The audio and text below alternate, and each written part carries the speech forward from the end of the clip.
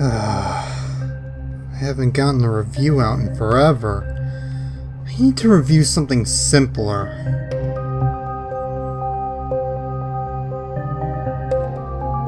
What's that?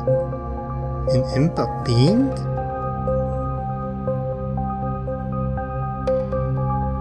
Alright, let's go with that.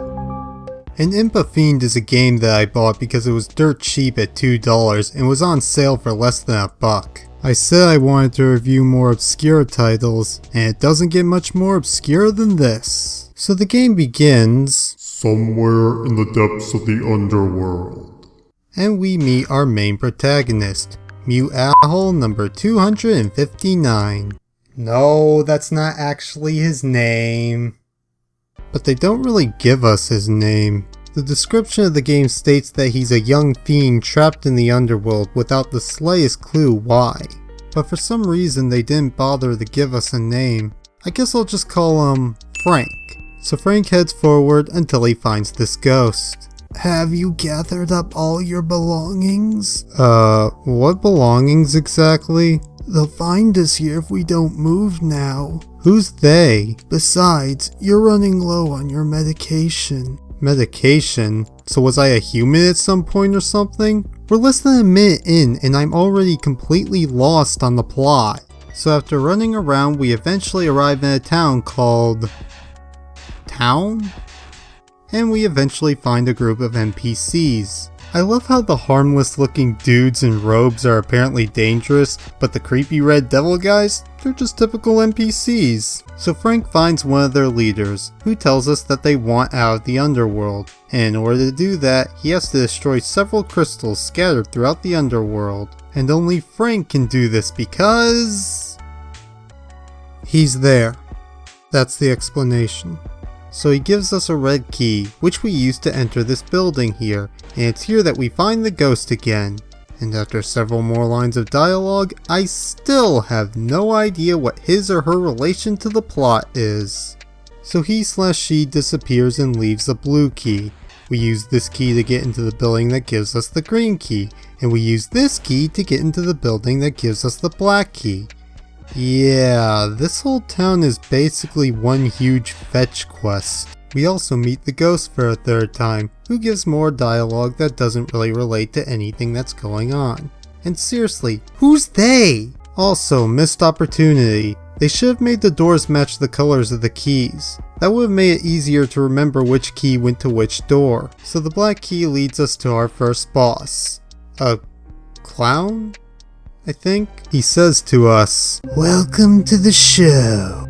Tonight's act is one that I dare not perform for the king, but it is one I will only perform exclusively for fiends like you. So without further ado, enjoy the show." Also, tonight is spelled wrong. So we get our first boss battle. Let's talk about the combat. It's about as basic as you can get. You have one attack and there's honestly not much more to it. A weird thing about the boss fights is that when you die, you have to sit through the opening dialogue again. I don't know why that happens, but it does.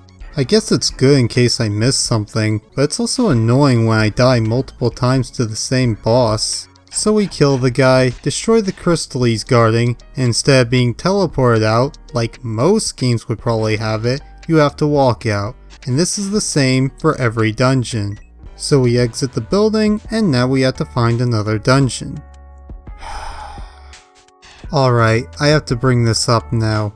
The game is structured to give the player freedom to go wherever they want, similar to a game like Grand Theft Auto or Fallout. The problem is the game isn't built around it, like, at all. There's not a single thing in this game that's optional. You have to get every key and go through every dungeon to finish it. And it's not like you get any special power-ups after defeating a boss that might make other bosses easier like in Mega Man. There's absolutely no difference between beating the game in any particular order. At most, some ways might be faster than others. In a game like Grand Theft Auto, this open world works because there's usually something to discover. And while there are cases where it can become tedious to travel around, they in the very least put a lot of time into designing their cities and worlds, so it's at least fun to explore just to get a look at. And because there are no secrets to discover or anything like that, the game might as well be a linear side-scroller like the original Castlevania. At least then they'd be able to work out how to make the game more challenging while still being reasonable. Another issue with the game is that you have 3 hearts. Each time you get hit, you lose half a heart for a total of 6 hits per life. Games like this can typically be either ridiculously easy or rage-inducing hard. This game heavily falls under the former. Whenever you die, the enemies respawn and you start at the beginning of the screen. Death is nothing more than a minor inconvenience in most cases. The enemies aren't very inspired either. Some of them dash, others fire crap at you, and a lot of them just sort of fly towards you.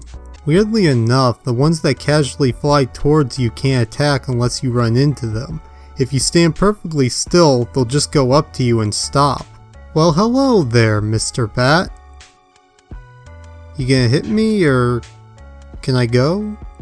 No? Well, screw you then. By far the most annoying enemies are these stupid lamp things. They basically shoot fire at you, which you have to dodge. There's literally no indication of which ones fire at you and which don't, and you can't stop them either.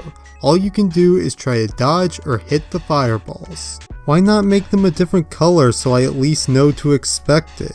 There are too many of them to just assume that they all do it, so if it's meant to add difficulty, then it's fake difficulty. Moving on. My favorite parts of this game are definitely the dungeons. The combat is meh, but the platforming in this game really shines.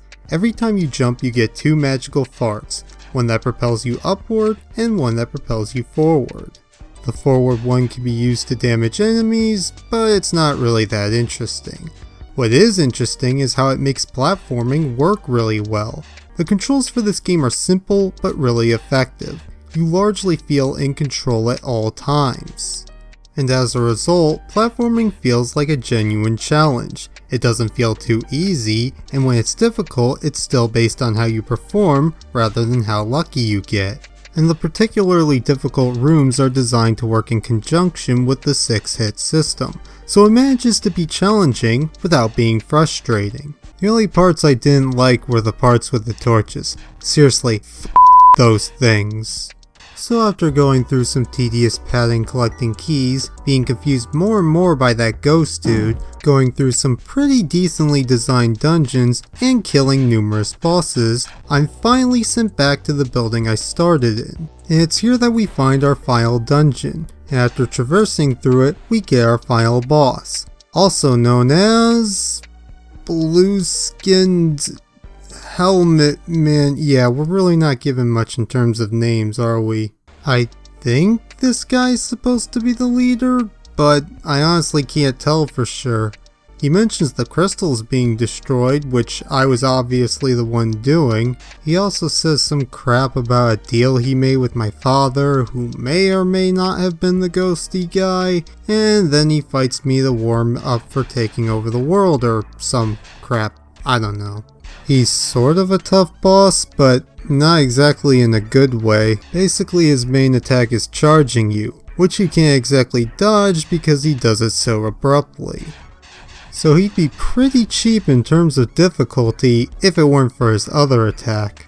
If you head away from him, he fires bats at you, and when these bats die, they drop hearts, making it easy to heal yourself. If you didn't know that, then this would be fake difficulty. But if you do know about it, it becomes too easy.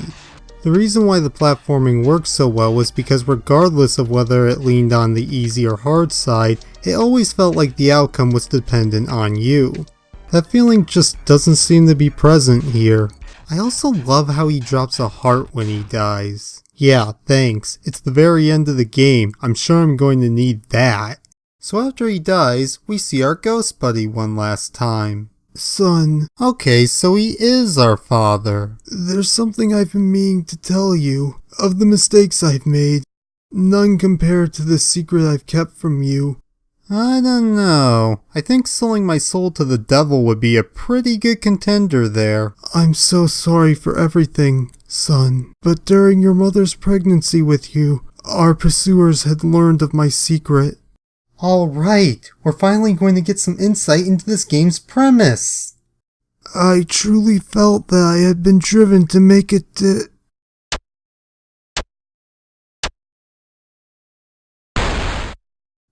And that was an imp of Fiend.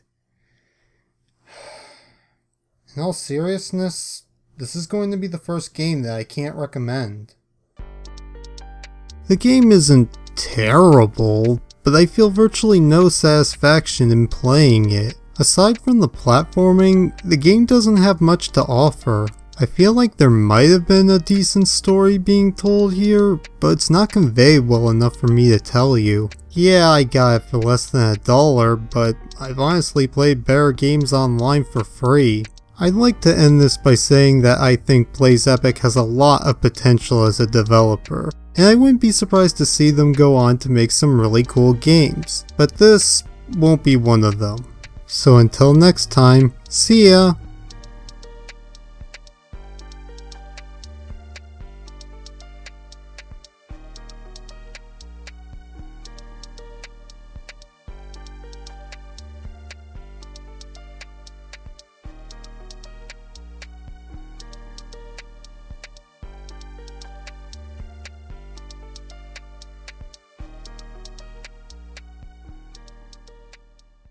That would have made it easier to remember which key went to which door.